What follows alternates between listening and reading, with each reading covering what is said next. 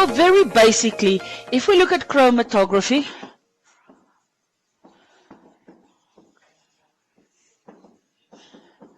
we are separating substances due to their differences in solubility. And just very simply, in its simplest form, a chromatogram is, for example, a piece. I use filter paper because it works well with water as the solvent. I draw a pencil line a small distance from the bottom, okay? And on that pencil line, we can put tiny little samples of, well, for example, ink. Now, actually use like in nail polish and things like that. Yes, but then you need a different solvent. I'm using water as a solvent. It's substances. I'll explain to you in a moment. Okay. The chromatogram, you usually hang it up. You can put a ruler across the top of the container and a little bit of sellotape, and you hang your chromatogram up so that just the lower edge is in the water. We're using water as a solvent, so you can assume that the pigments that we are using are also water soluble. If I use, for example, a permanent Cokie, I won't get a result because the permanent ink has a different solvent. But water as a solvent, many of your inks are water soluble. Those are probably all water soluble. Okay. So what is going to happen is the water is going to be drawn up this chromatogram.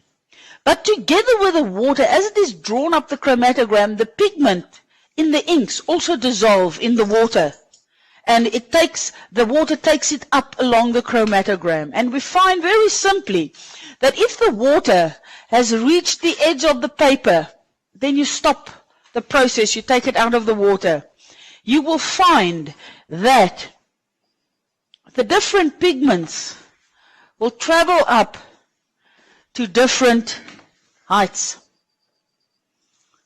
All right? If I had an extra one over here consisting of blue and green and red ink, then I will find the following over here. There, there, and there. Do you follow? Well, it depends on what pigments are used to make the black ink. Different companies use different pigments, okay, or different dyes. So you could do a chromatogram, and this is what they do in forensic science when they, for example, try and figure out which pen wrote the note. They can do a chromatography of the ink, and they can trace the ink. Well, if they've got the particular pen, they can trace it back to a particular pen. Okay. The larger companies with the fountain pens, the more expensive ones, have got specific batch lots that they know what dyes they use, and you can even trace it back to a specific batch lot on when you start investigating these things. Now, when we use colored substances, it's very easy to see. Oh, okay, these two had the same thing, those two contain the same thing, and those two contain the same thing. Can you see that? All right. Now, we can work out a mathematical volume. We talk about an RF value. Now, the RF value is the distance traveled by the substance. Okay, so distance traveled by substance. Okay, yes, divided by the distance traveled by the solvent. Distance traveled by substance, okay, divided by distance traveled by solvent. And then just remember, if I asked you which pigment is more soluble, the red one is more soluble. Why? It traveled up the highest. Okay. Along with the pigments. Now, for example, in medicine, they can test urine samples for sugars or proteins. These sugars and proteins do not have colors. So you're going to get a chromatogram with invisible spots on them. So what they go and do is they treat those invisible spots with something known as a locating agent. All right. Now specific substances require specific locating agents. But we aren't doing medical science now, so just very simply, this looks terrible, okay. A locating agent is just something they will spray on the chromatogram to allow the points to become visible. Do they have to have different colors? No, because if my chromatogram, if I have got one, there's my chromatogram, and there's my pencil line, and I had different spots of whatever substance I had on there, and I got a result like this.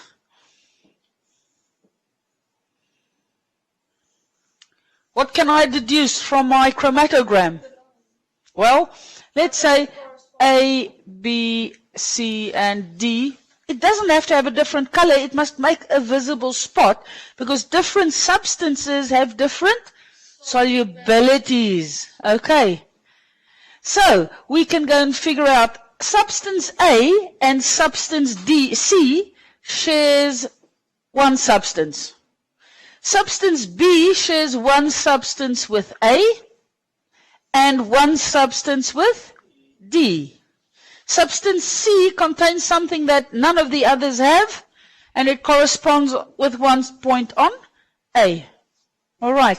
And then substance D has the same substance in it as B. Now they can use this for coloring in cool drinks to test which chemicals they've added. We can do it with sugars. We can do it with proteins. You can do a chromatogram with chlorophyll because the chlorophyll in the leaves of the plants, there are different types of chlorophyll. And you can separate out the chlorophyll types from a leaf by means of chromatography.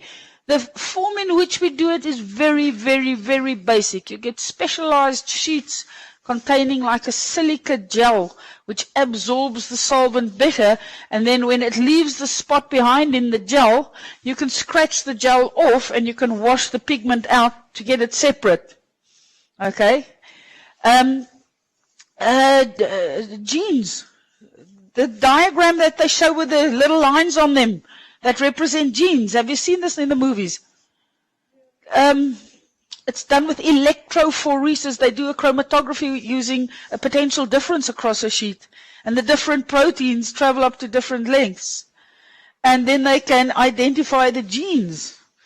They can separate them out by means of a very specialized form of chromatography. All right. So chromatography separates substances on grounds of solubilities. If you look in your textbooks, there on page 30, they say estimating purity. Which substances are pure, A, B, C, or D? D. Why? Only contains one thing.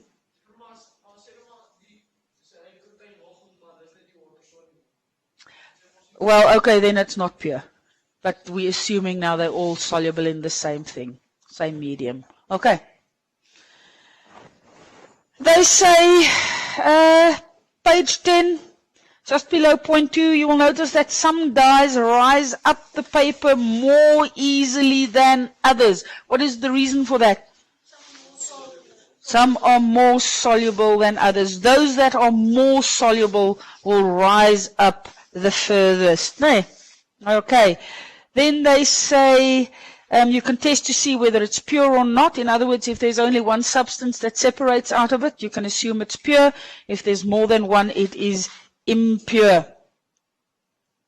In the second paragraph, I'm just reading, they say chromatography that uses paper is called paper chromatography. There are many other kinds of chromatography. One useful kind uses a column of pure sand in a glass tube instead of the paper, and the liquid runs down instead of up. This is called column chromatography.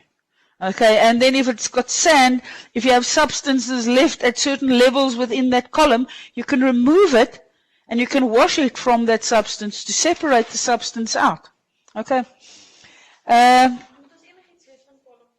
Yeah, not at all. You'll just do very basic paper chromatography and the use of locating agents. Yeah, but they won't ask detailed anything on that. No, they can ask you on paper chromatography, determine the RA value, and if the spots are invisible, what do you do to see them? You treat it with a locating agent. You don't need to know specific locating agents at all. It's just very basic. Okay. They say chromatography can also tell us about the purity of colorless substances. Two common ways of doing this. Use a locating agent. Okay. This is a substance that is sprayed onto the paper after the experiment and which reacts with the colorless spots. How do you know when the experiment is done if you have got colorless spots? When the solvent reaches the top of the chromatogram, okay. Okay, yeah. Because some people don't think of it. Okay, done. That's it there. Yes. Yeah. Yeah. I think initially it's trial and error, but I think at this point they know if the substance you are testing for is a protein, they will use a certain locating agent for proteins. If it's sugars, they will use one. There are very specific locating agents. That's why I say you don't need to know the names or codes or whatever they use to do that, but it is very specific. Okay. If you've got something and you don't know whether your substances are only water soluble, you will repeat the process with water, with a solvent that will dissolve ionic substance, one that will dissolve covalent substance, or one that will dissolve sugars or proteins or carbohydrates or whatever. Okay.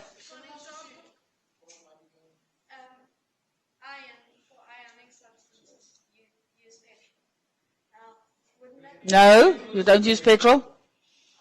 Petrol is molecular. Mm-hmm. The problem with the petrol is petrol itself is a mixture. So you must use a pure substance as the solvent. Okay? You would have to use one specific fraction containing whatever. Do you understand? Okay. All right. That then on chromatography, right at the bottom of the page, there they refer to electrophoresis. An interesting kind of chromatography is electrophoresis. An electric potential difference is made on the paper by attaching the top and the bottom to a direct DC voltage source. This creates a potential gradient, and different molecules will be pulled at different rates along this gradient. And that is how they use it to separate DNA during DNA analysis. Okay. Next heading there, compounds and elements. Definition of a compound. Two or more substances, chemically bonded. In terms of an element, it's a pure substance consisting of one kind of atom. Both compounds and elements are pure. Okay? If I have a mixture, what is the definition? Two or more substance? Not chemically bonded. No new properties. No energy uptake or give off. Yeah. Say again? Yes. Hydrochloric acid is actually a gas. And they dissolve it in water. Then you get, that's why you get hydrogen chloride and you get hydrochloric acid. When I work with a gas that's not dissolved in water, okay, then I have hydrogen chloride. The moment I go and dissolve that gas in water, then I have hydrochloric acid. Technically, no. It's very soluble in water, so if it goes into the air or into a medium where there is water available, it's going to dissolve in the water and it will then it will be acidic. There's moisture in your lungs. Yes, then it acts as an acid. Okay. Acids then react with the rain. They dissolve in the rain. Yes. They ionize. Acids are molecular. They aren't ions. But when they react with the water, they form hydrogen ions and the corresponding negative, the chloride or the sulfate or the carbonate ion. Okay. Kan jy vir ons weer daai papier gee van compounds, mixtures, elements, al daai definisie? I will get it out. I will find one. Okay. All right. So then there in your books on page 12, they simply refer to the second paragraph. They have a look at chemical reactions. Now, in general, your books refer to chemical reactions as being non-reversible, but this is not entirely true. Many chemical reactions are reversible, so I don't like that choice. So when you refer to a chemical reaction, then you refer to energy that is taken up or given off, and what is done with this energy? What is the energy used for when I want a reaction to occur? That activation energy. It is used for bonding. Funny nuclear. Before bonds can form? This is very important, people. Remember the graph with the activation energy. Okay? If I have hydrogen, whether it's exo or endothermic, and I get water over here, what happens over there? Yes, I require energy to break those bonds. So I end up with hydrogen atoms and oxygen atoms. Now they can collide with each other, and when bonds are made, energy is given off. So we use energy during bond breaking. Okay, and energy is given off in bond making. And the reaction is exo or endothermic depending on how much energy is used for bond breaking and how much energy is given off during bond making. If bond breaking requires more energy than bond making gives, then it's endothermic. If bond making gives off more energy than what is required by bond breaking, then it is an exothermic reaction. All right. Nee, ek wag vir Albert nie. Hy's fine.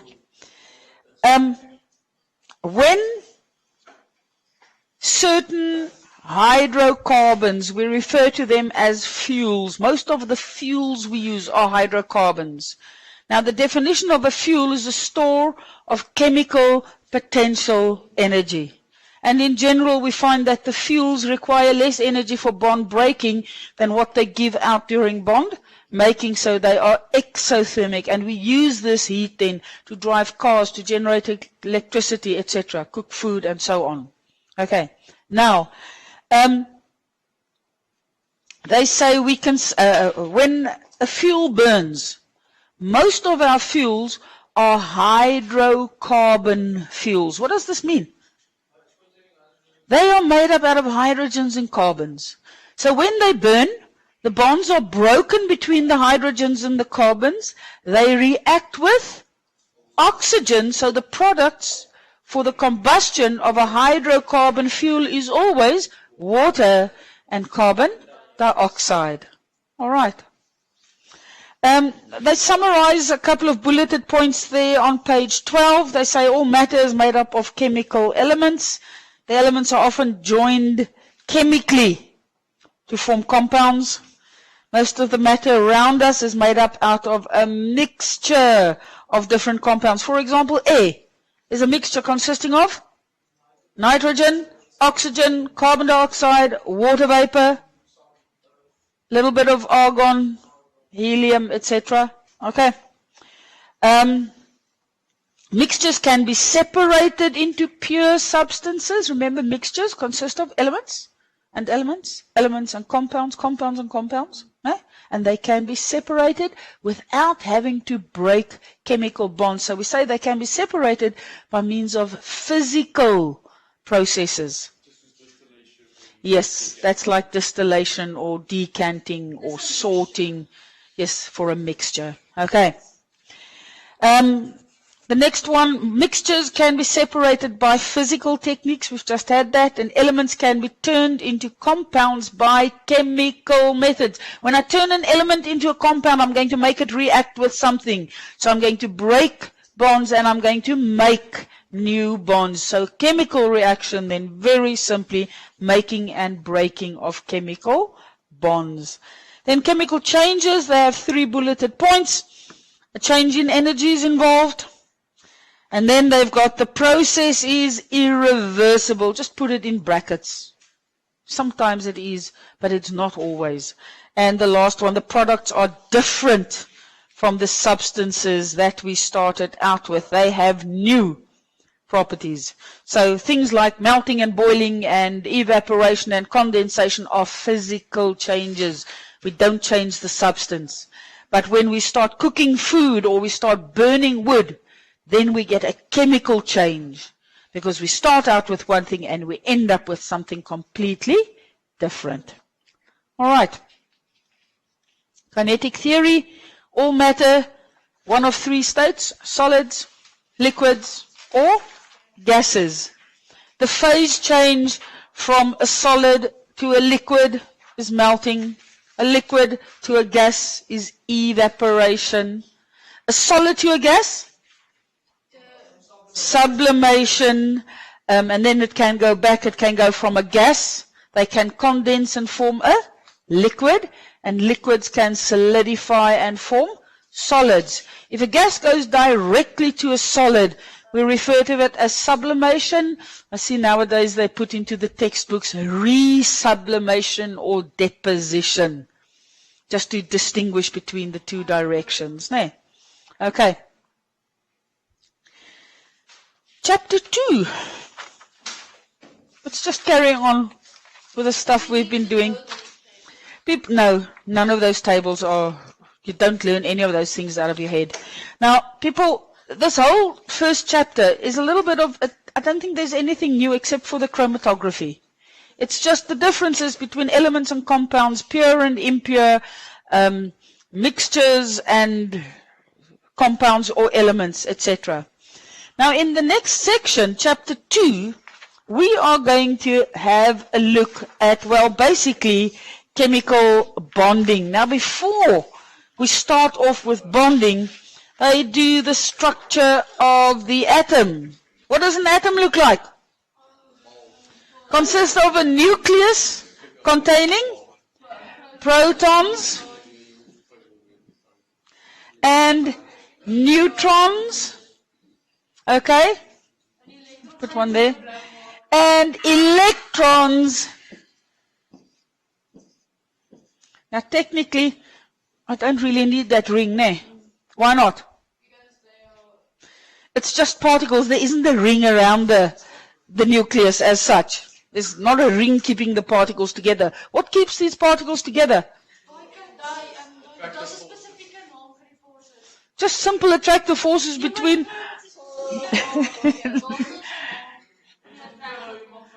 What will a positive and a neutral particle do? It's electrostatic attraction. Because positives attract neutrals. If I didn't have any neutrals, what would these positives do?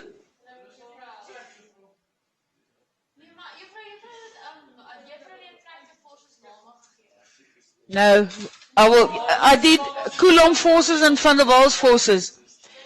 If there were no neutrons in the nucleus, what will the positive particles do? They would repel. Would the nucleus be stable? No. So, yeah? Yes, but they do attract the electrons, but because the electrons don't form part of the central cluster.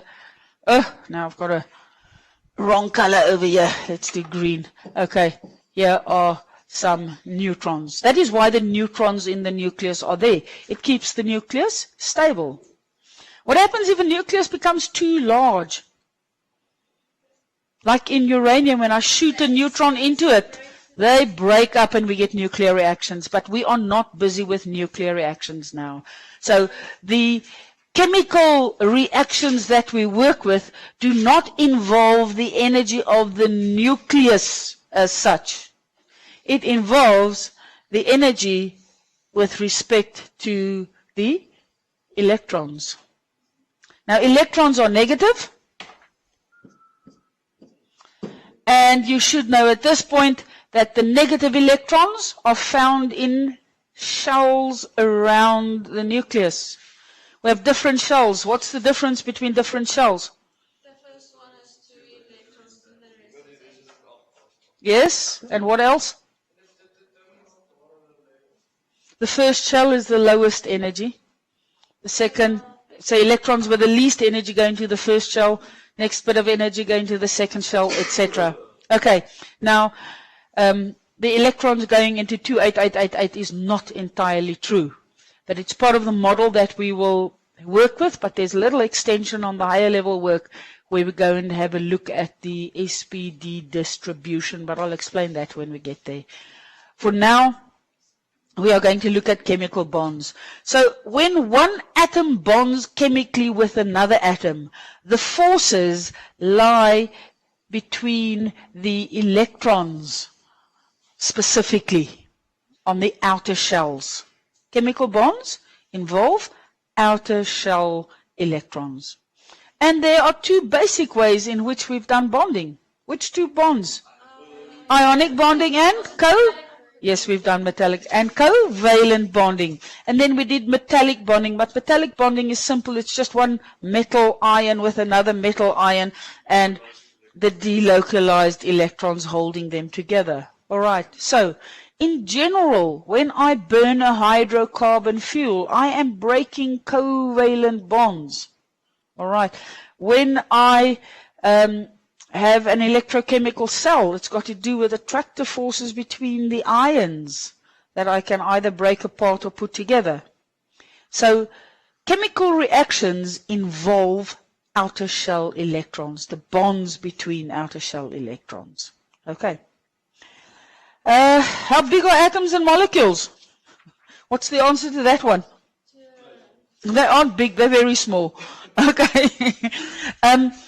People, if I have 2 grams of hydrogen, just 2 grams, have you got an idea of how small 2 grams are?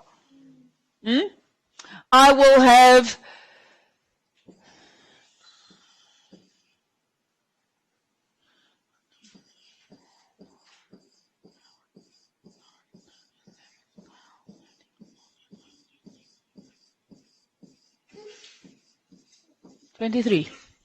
I will have so many hydrogen molecules. So 2 grams, I mean, that's tiny. It's tiny amounts. But look how many molecules of hydrogen will I have. Okay?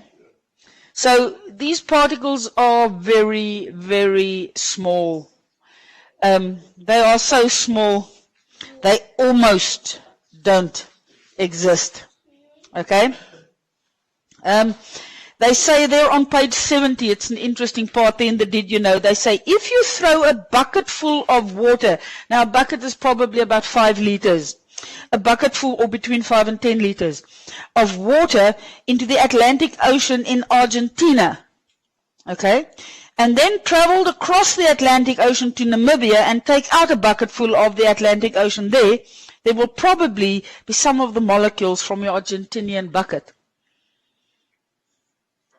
It's because there are billions and billions and billions of particles of water in that bucket of water. All right. They say this is because there are many more molecules of water in a bucketful than there are bucketfuls of water in the South Atlantic Ocean. If I could count the particles in the bucket of water, there will be more particles than if I emptied out the whole Atlantic Ocean. I started filling it up with the buckets.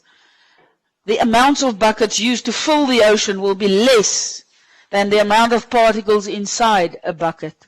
Okay, it's just ways to explain how very tiny these things are. Remember the structure of the atom? It's just a theory.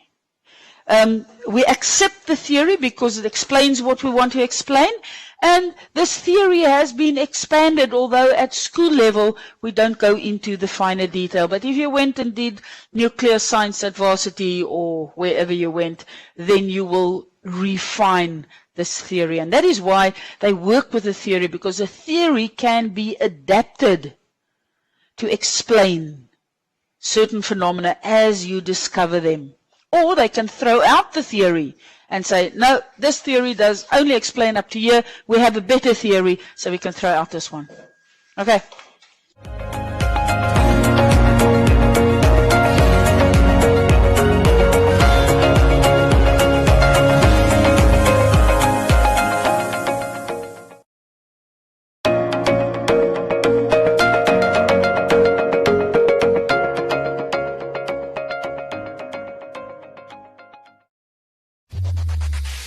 Win free airtime with #LearnOn1. Share your comments on the lessons.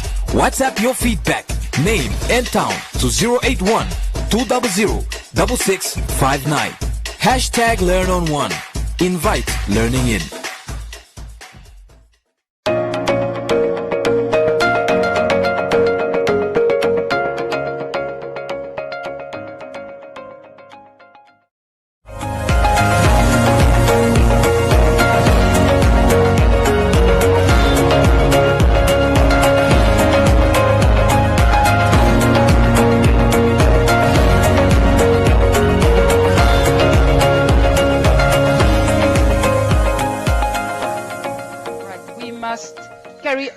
With chapter 2, we started off, we said that atoms are extremely small. All right, that's the basics of it. Now, the atomic theory, we have the structure of the atom as we know it today, consisting of a nucleus made up out of protons and neutrons. And around the nucleus, we get electrons. Electrons are negative. The protons, we said, are positive.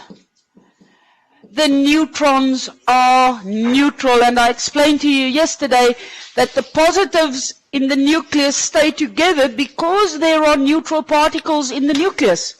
If there wasn't any neutral particles, the positives would repel and the nucleus would be unstable, it will fall apart.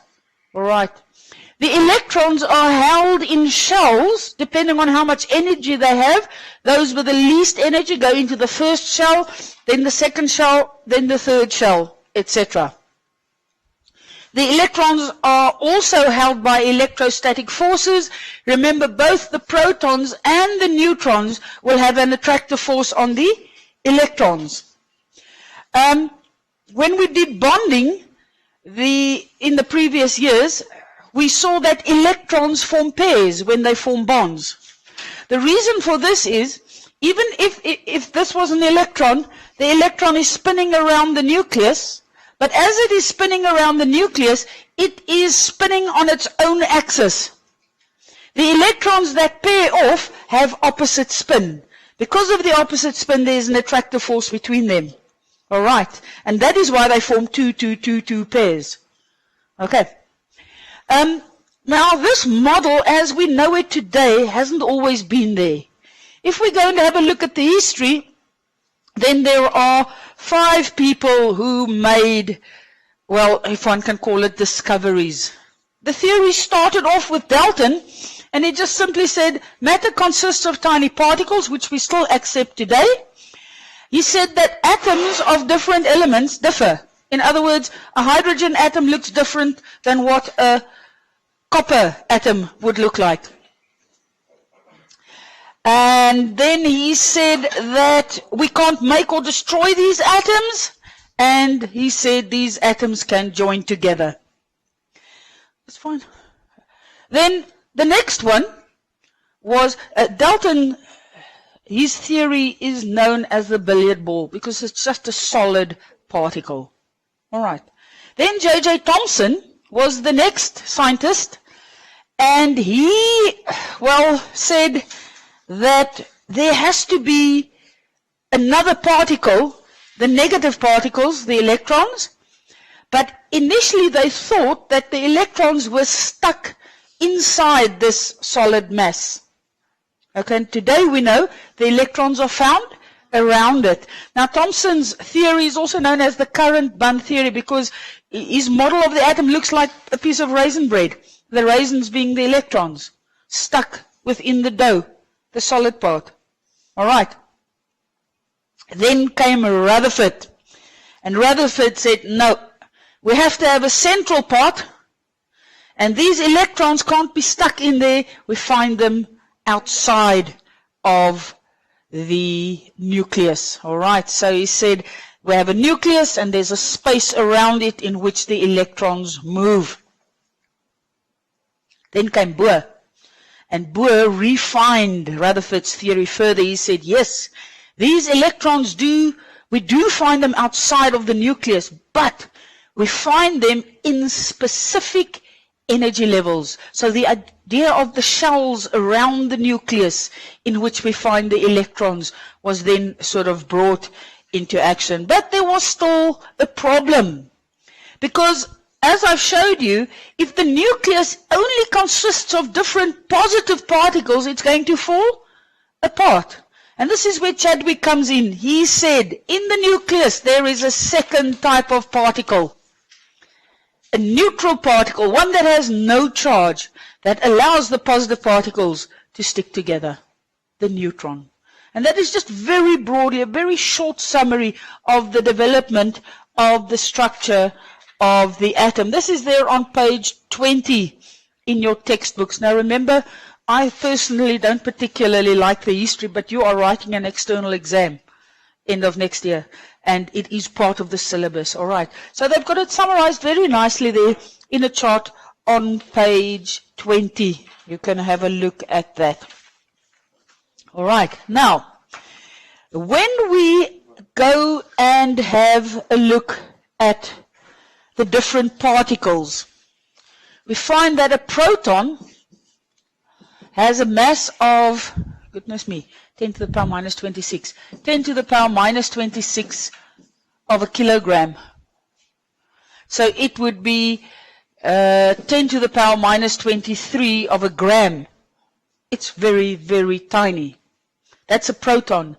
Now a neutron has more or less the same mass. An electron is much lighter. If I remember correctly, an electron has a mass of 1840th of that of a proton. Now you don't have to remember those values. It's just once again confirming the idea that these particles are very, very tiny. Okay.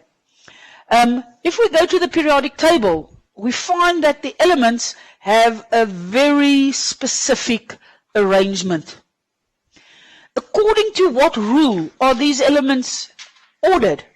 Well, in the first place, according to the atomic number, because the atomic number is the number of protons, and this tells me which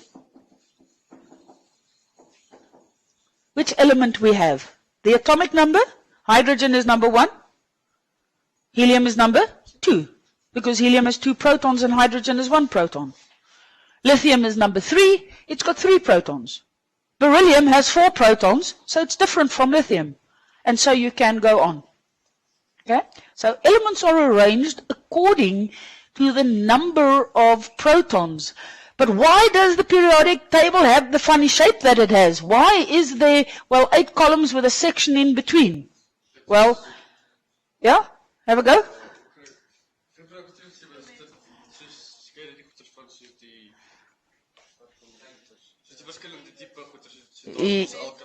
Yes, elements with similar properties are put together. All right, and that is how the structure of the periodic table was eventually well developed or discovered, if you want to put it that way. All right, there's a very specific reason. It wasn't random. All right, so each element has a very specific place. The different groupings of the element is because of they have similar properties. All right, and we will go into that a little bit later on. Now, protons, I've just said to you, have very tiny masses. Similarly, neutrons and electrons even less. So when we work with the atom, just to make things slightly easier, we tend to ignore the mass of an electron. So in other words, if an atom loses or gains an electron to form an ion, it doesn't affect the mass. All right.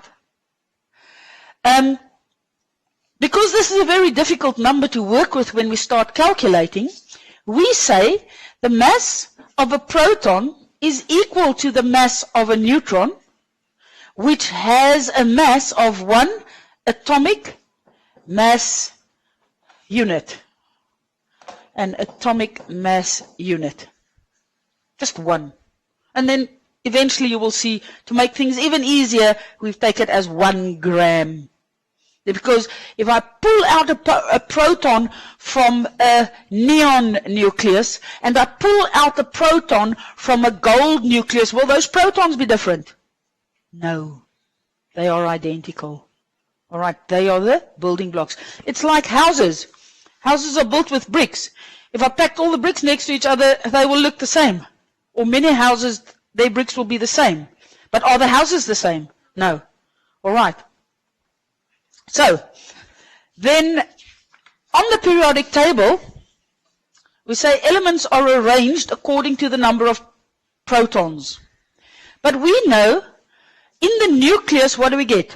Protons and neutrons. So we get something that we refer to as the mass number. Now the mass number is the number of protons plus the number of neutrons. We can refer to them as nucleons. All right. The mass number is equal to the number of nucleons. So if I have got 10 protons and 11 neutrons, what would my mass number be? 21. And in what unit would I write it? 21 atomic mass units. All right. When we write the symbol of an element, if the element is X, X stands for any element, then we find that the mass number, the atomic number is down on the bottom and the mass number is at the top. And you tend to forget that, but it's actually so easy. Waar is hy nou heen? There, okay. A to Z. First letter of the alphabet, last letter of the alphabet. A stands for mass, M-A-S-S. Z stands for the atomic number. All right. That one is the number of protons plus the number of neutrons. That one is the number of protons. So I can take any element, and I can go and, let's say I'll take sulfur. Sulfur is element number 16, and it has a mass number of 32. If I had sulfur 16 and let's say 34 over there, what does it mean?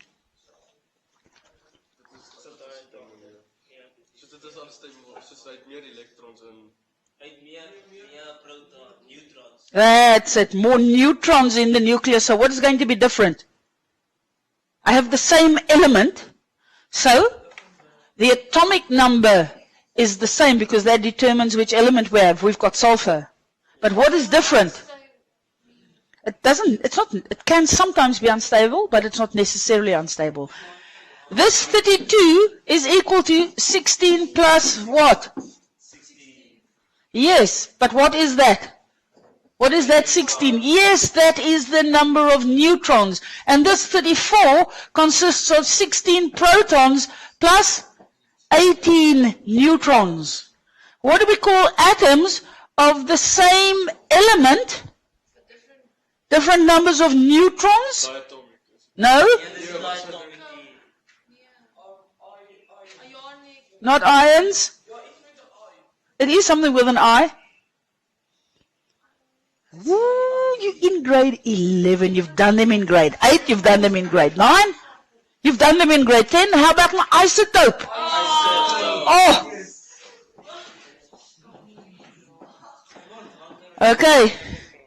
These elements are isotopes of each other. Now she said at this stage, because the nucleus over here is going to be bigger, this one is probably unstable. Very often it does happen that some of the isotopes of elements are unstable, while the other isotopes are stable. You don't need to know out of your head which are stable and which aren't.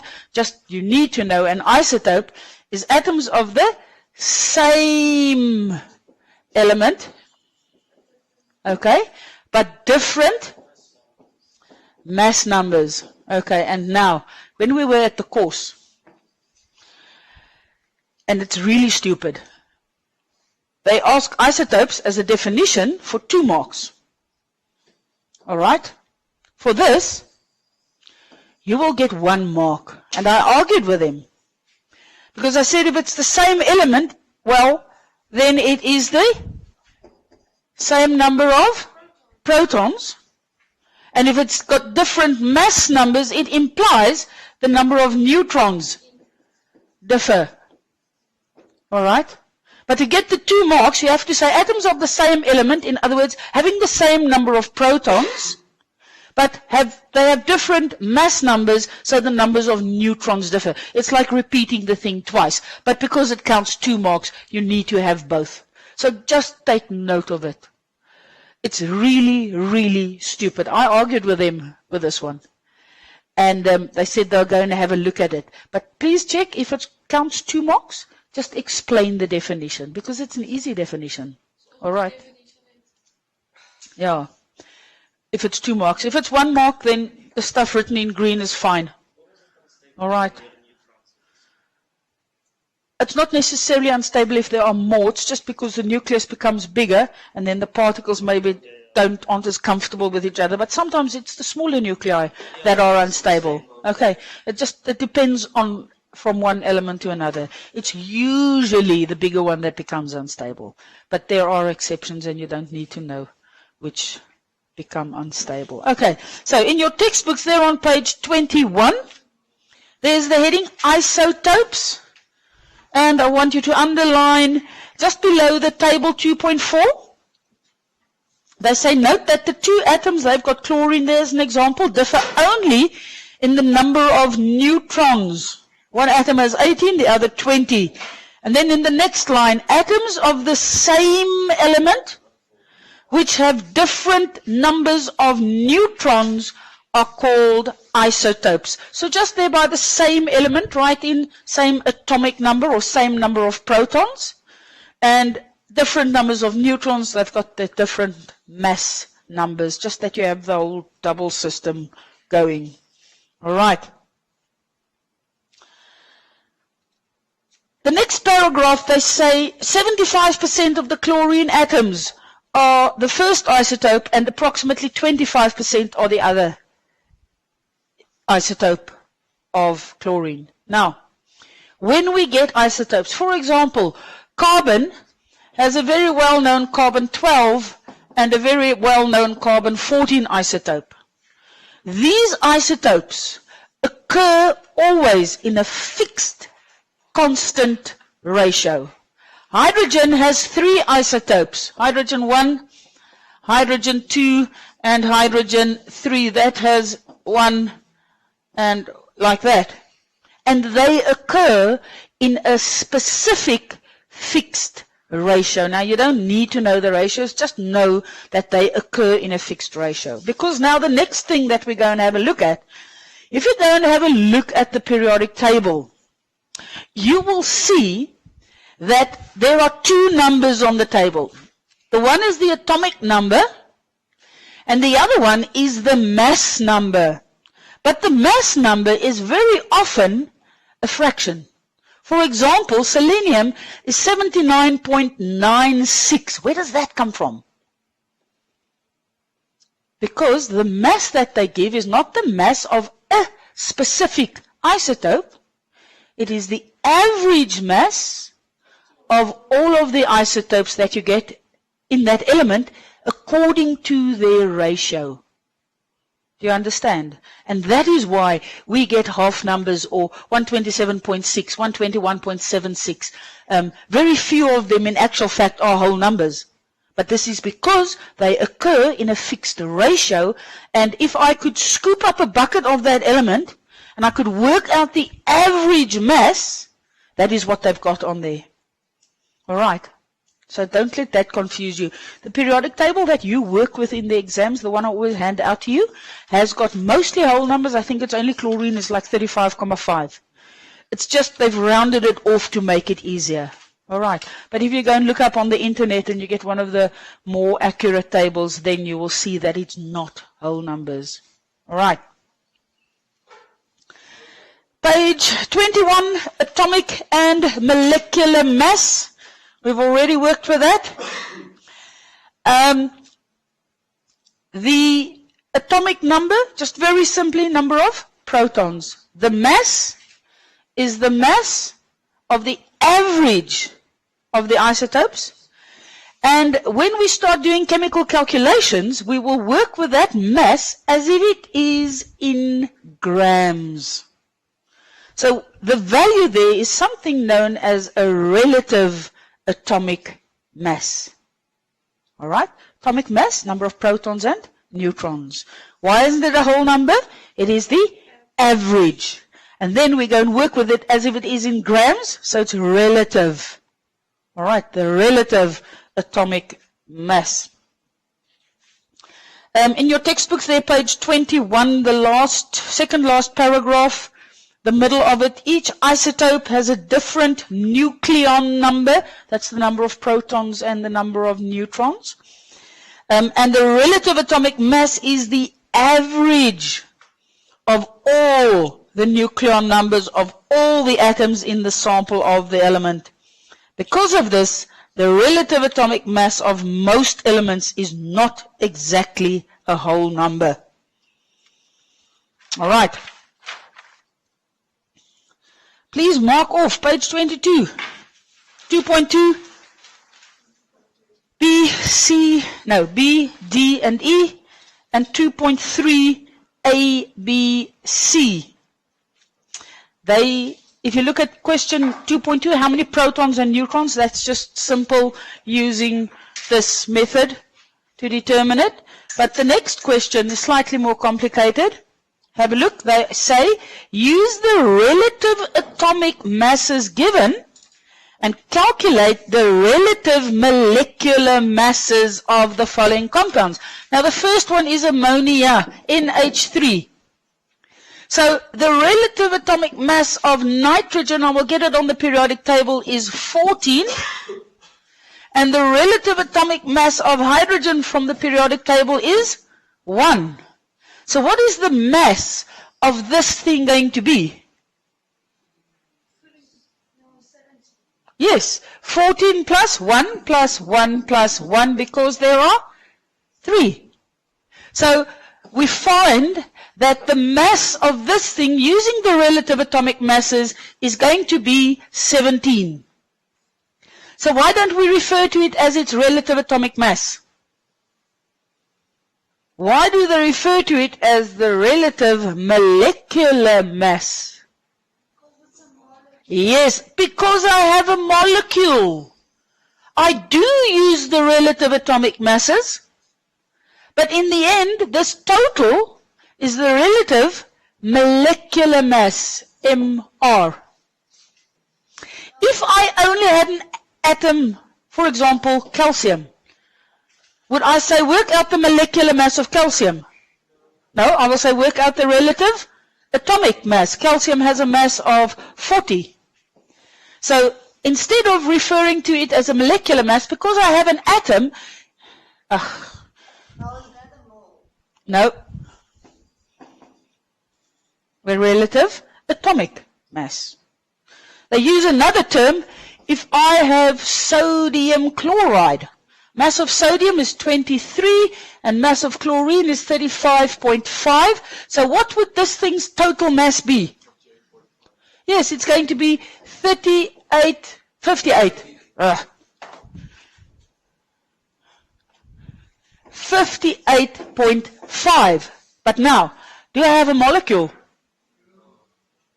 Nope. Do I have an atom?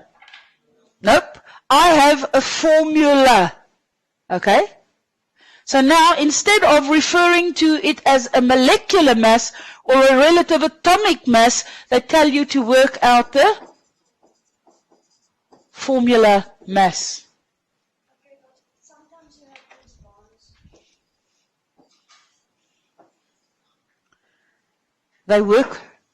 They come from the relative atomic masses. Say again. Sometimes you have these bonds between two of each atom. For example, CO2. Like that. No, but carbon dioxide, you have one of the carbon and two oxygen. Sometimes you have two and you only write. Well, sometimes it happens when you don't write the two at each number because it cancels. Oh, no, that doesn't matter. We work with it. You then just take as if it's only. You work with it in its simplest ratio. When we do the chemical calculations, we'll come back to that question. Okay. Do you follow me at this point? I think I must stop here. Then you've got time to do the homework. All right? That's it.